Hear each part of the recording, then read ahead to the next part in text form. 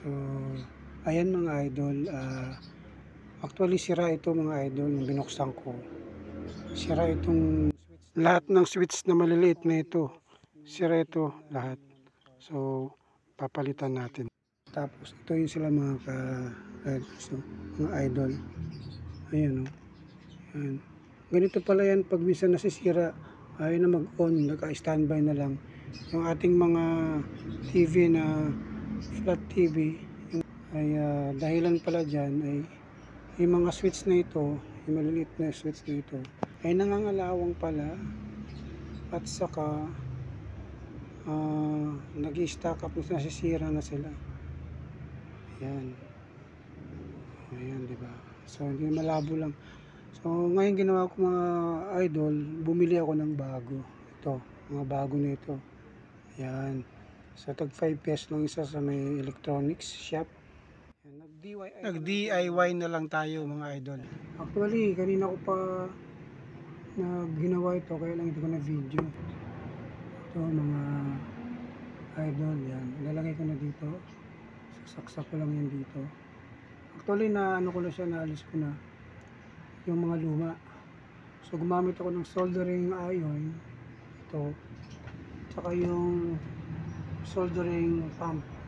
Para maalis yung ano nila, yung lead. Madali na maalis pag ginamitan ito.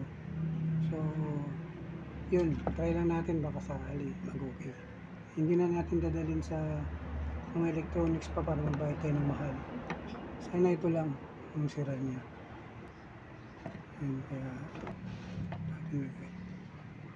so hihinangin ko na yung nailalagay ko na buksan ko lang at napindot ko yung mga switch niya ay matitigas. Yung pala nangangalawang na. Kaya ito DIY tayo, tsaga-tsaga lang. Hindi tayo electronics mga idol, pero huwag din basta-basta na gumamit nito kasi baka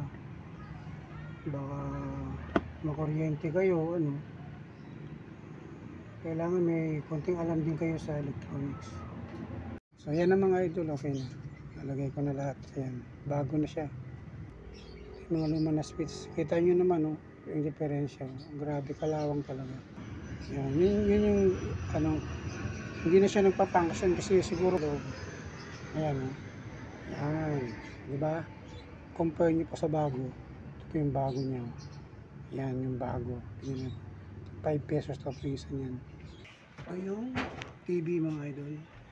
Monitor na TV. So, ito na. Ito yung siya mga idol. Oh. Ayan. See? Ayan.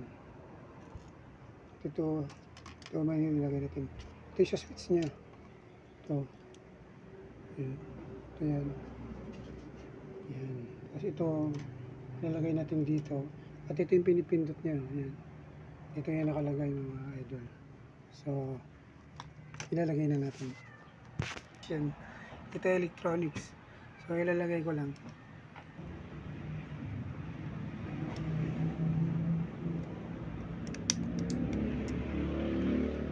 Yun. Pwede siya. Ayan. Pa-function na lahat. So, ilalagay na natin.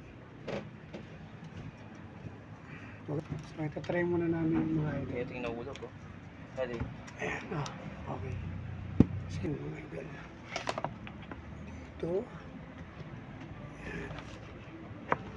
Ayan. And then, ano natin. Naka-standby na ba? Wala pang ilaw sa baba. Yun na, green na. Green na? Oo. Ano natin? Yun! Mga idol, nag-okay na siya. So, saan yung menu natin? Itong gitna, sandali natin pindutin ko yung menu. Yun o! Okay. Isa sa taas. Oo. Pwede siya. Pwede siya. Yung isa. And then, ito. Isa pa.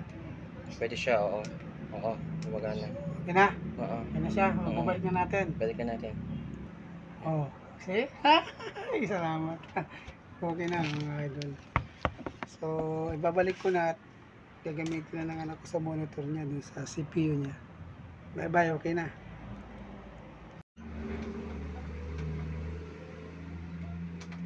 Yun, okay na siya.